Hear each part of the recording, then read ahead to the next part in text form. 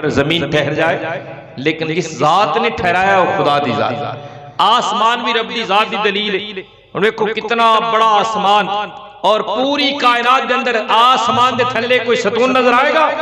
रब ने कोई सतून नहीं बनाया। और साडे कोल ते एक तिनका तुक्के तो बगैर ठहराया नहीं जा सकता, चाहे कितनी कोशिश कर लइए।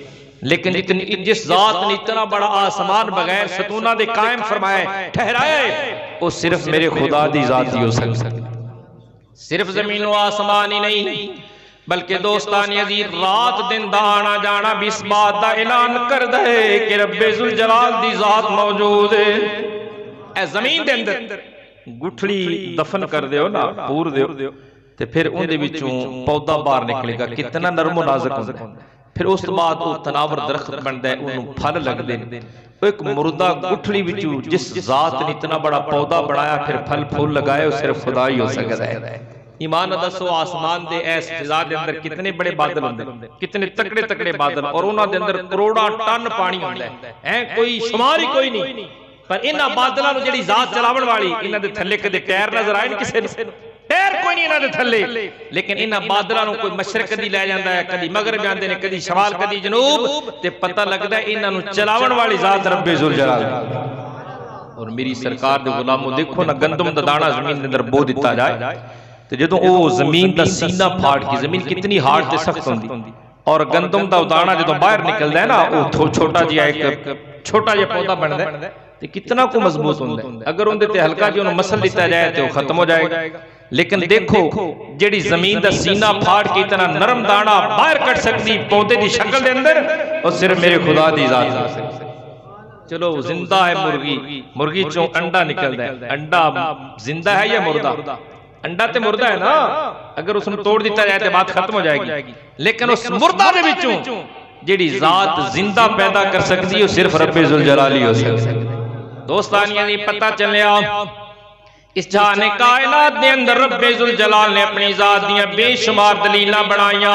जमीन भी अल्लाह खालिके कायनात दी जात दी दलील, आसमान भी, दिन भी, रात भी, सुबह शाम, दोस्तान अजीज शजर हजर भी, बरगो समर भी, गुंचा चटक दरिया समुंदर पहाड़, दोस्तान अजीज कायनात दी हर शय रब्बे जुल जलाल दी जात दी दलील है। पर ये सारियां दलीलां बोलदियां नजर नहीं आउंदियां।